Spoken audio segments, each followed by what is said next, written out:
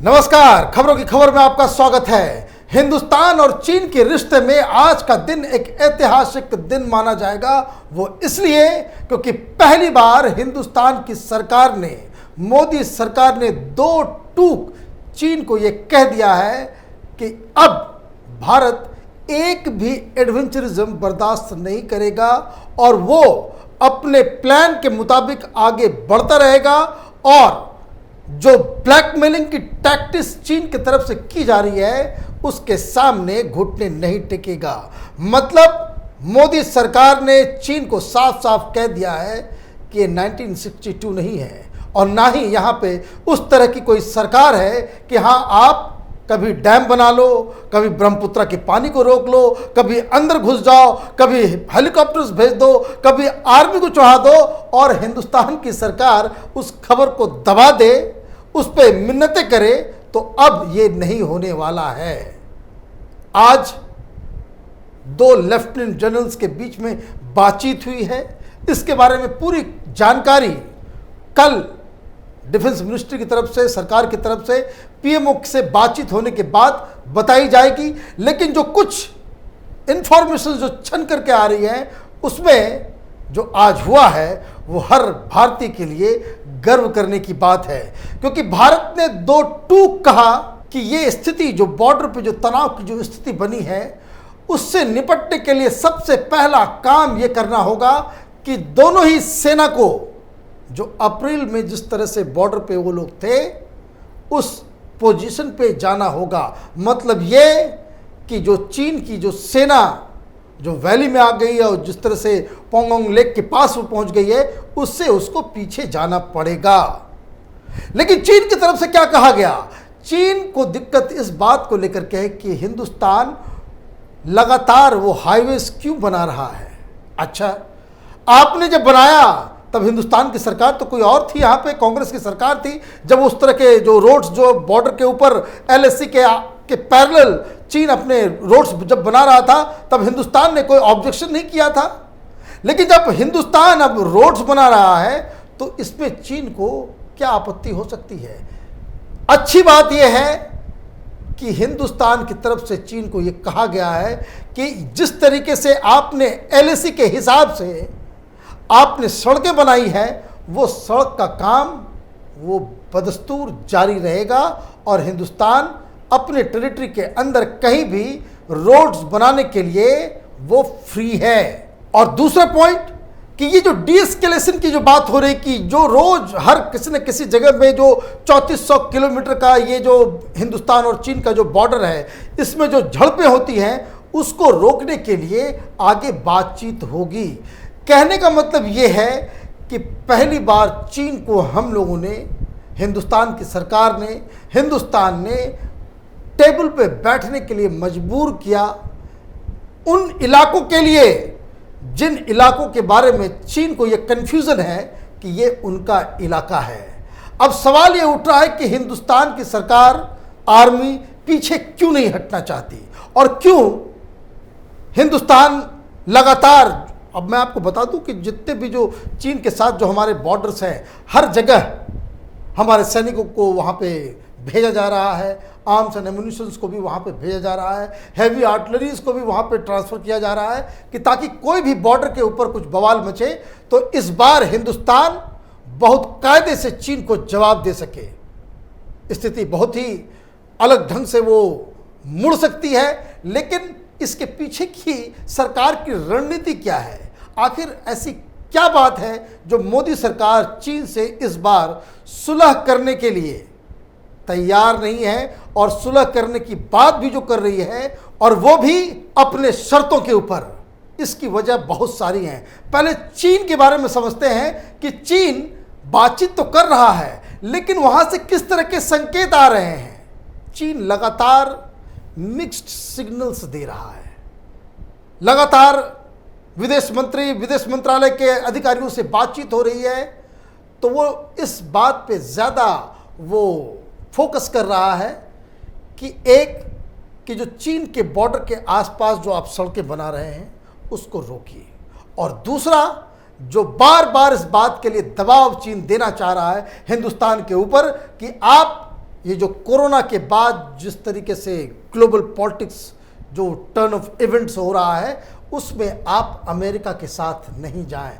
आज global times में जो चीनी सरकार का माउथ पीस है, उसमें साफ साफ लिखा गया कि हिंदुस्तान जो कुछ कर रहा है वो अमेरिका के बहकावे में आकर के कर रहा है, अमेरिका के बहकावे में काम नहीं कर रहा है और ना ही उसकी ज़रूरत पड़ेगी। कारण बहुत सारे हैं जो चीन को खुद ब खुद समझना पड़ेगा, क्योंकि जो रिश्ते खराब हो रहे हैं उसके लिए जिम्मेदार सिर्फ चीन है।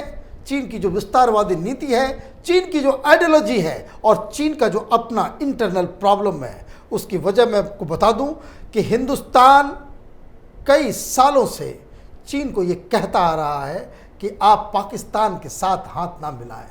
जो पाकिस्तान से जो आतंकवाद भेजा जा रहा है हिंदुस्तान के अंदर, जो आतंकवादी वहाँ ऑपरेट कर रहे हैं, उसको आप यूएन में, सिक्योरिटी काउंसिल में बचाने का काम नहीं करें।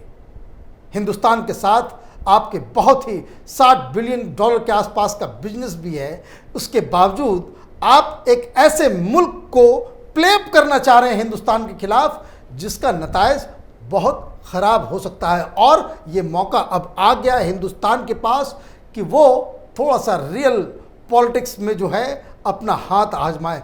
क्यों? क्योंकि चीन अभी चारों तरफ से फंसा हुआ है।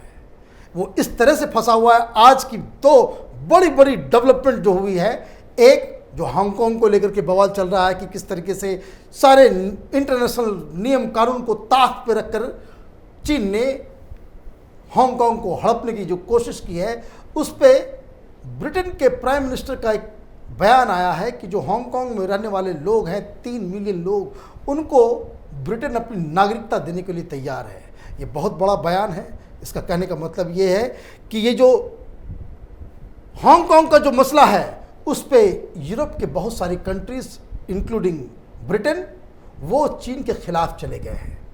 दूसरी आज एक और रिपोर्ट आई है, वो रिपोर्ट आई है अमेरिका के नेवी की तरफ से, जिसमें ये साफ साफ बताया गया है कि ये जो कोरोना के बहाने पूरी दुनिया कोरोना से निपटने में लगी हुई थी और चीन साउथ चाइना सी में और ईस्ट चाइना सी में अपने प्रेजेंस को बढ़ा रहा है और बहुत सारे जो युद्धपोतों को वहाँ भेज चुका है। और ये 1-2 दिन में डोनाल्ड ट्रंप को ये फैसला लेना होगा कि वो साउथ चाइना सी में क्या वो वहाँ पे अपने युद्धपोतों को भेज करके उस इलाके को खाली करवाएंगे। साउथ चाइना सी में मसला क्या है ये भी आप समझ लीजिए। ये सबसे बड़ा दुनिया का ट्रेड रूट है। वो जापान और हिंदुस्तान के बीच में जितने भी जो ट्रेड होते हैं, जापान का पूरी दुनिया में जो जो ट्रेड होता है, उसके सारे सामान वो साउथ चाइना सी से गुजरता है। बहुत सारी कंट्रीज़ का स्टेक इसके ऊपर है, क्योंकि साउथ चाइना सी में बहुत सारे और भी कंट्रीज़ हैं। जापान है, फिलीपींस है, वियतनाम है, बहुत सारी कंट्रीज़ का बिजनेस उस रूट से जुड़ा हुआ है और पूरी दुनिया के जो भी इसमें जो है वो इंटरेस्टेड है। और ये अपने आप में एक इंटरनेशनल कानून है कि जो समुंदर है, समुंदर में किसी देश का जो है इख्तियार नहीं हो सकता, वो किसी की टेरिटरी नहीं हो सकती है और भी बहुत सारी चीज़ें इससे जुड़ी हुई है। तो कहने का मतलब ये है कि आप इस बात को समझ लीजिए कि जो चीन है वो उसका बाउंड्री 14 अलग अलग देशों से मिला हुआ है। इन 14 देशों में से आप ये समझिए 9 के साथ टेरिटरी को लेकर के चीन को पता ही नहीं है कि उसकी टेरिटरी कहाँ है, उसकी टेरिटरी कहाँ ख़त्म होती है, कहाँ शुरू होती है। क्योंकि चीन के दिमाग में ये लगा हुआ है कि उनके पास इतनी ताकत हो गई है, इतना आर्थिक शक्ति हो चुका है, इतना बड़ा सुपर पावर हो चुका है कि वो किसी भी देश में घुस करके कहीं भी दादागिरी करके वो उसके इलाके को हड़प सकता है।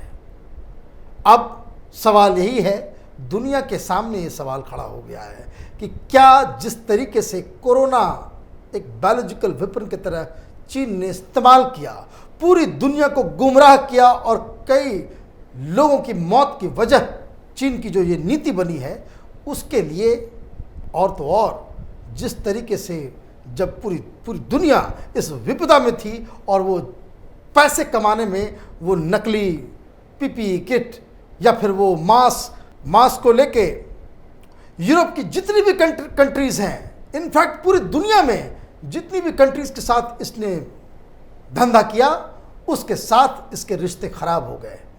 और एक यूरोप के अंदर, अमेरिका के अंदर, और अब तो एशिया में भी बहुत सारे कंट्रीज के अंदर अब ये एक राय बन चुकी है कि चीन ने जिस तरीके से अपने आप को कंडक्ट किया है और जिस तरीके से वो एक दुनिया के लिए एक खतरा बन रहा है, उसके खिलाफ एकजुट होना जरूरी है और चीन को सबक सिखाना ज़रूरी है। मैं आपको बता दूं कि ये जो पूरा जो चीन को लेकर के जो बवाल जो मचा हुआ है, हिंदुस्तान लगातार, अमेरिका हो, यूरोप की कंट्रीज़ हो, इवन सब वेस्ट एशिया के जो मुस्लिम कंट्रीज़ हैं उनके साथ लगातार बातचीत कर रहा है। और पहली बार ऐसा हुआ है, इतना बड़ा जो डील्स जो हुए हैं ऑस्ट्रेलिया के साथ। ऑस्ट्रेलिया का भी क्या कंसर्न है, ऑस्ट्रेलिया का भी वही साउथ चाइना सी का कंसर्न है। और इस तरीके से पूरी दुनिया में अलग अलग जगहों पे अलग अलग संधियां हो रही हैं, बातचीत हो रही हैं। और अमेरिका ने एक नया प्लान बनाया है जिसे कह रहे हैं कि D10, दुनिया की 10 बड़े डेमोक्रेटिक कंट्रीज एक साथ वो मिलेंगे, एक नए वर्ल्ड ऑर्डर, एक इकोनॉमिक ऑर्डर का निर्माण करने के लिए, जिसके जरिए ये वामपंथी कम्युनिस्ट चीन की जो सरकार है, उसकी जो विस्तारवादी नीति है, उसको सबक सिखाया जा सके। आज की जो मीटिंग हुई है उसके ऊपर सरकार का बयान क्या आता है, इस पे हमारी नज़र रहेगी। आप देखते रहिए कैपिटल टीवी। हमारे वीडियोस को लाइक कीजिए, शेयर कीजिए और हमारे चैनल को सब्सक्राइब कीजिए। धन्यवाद।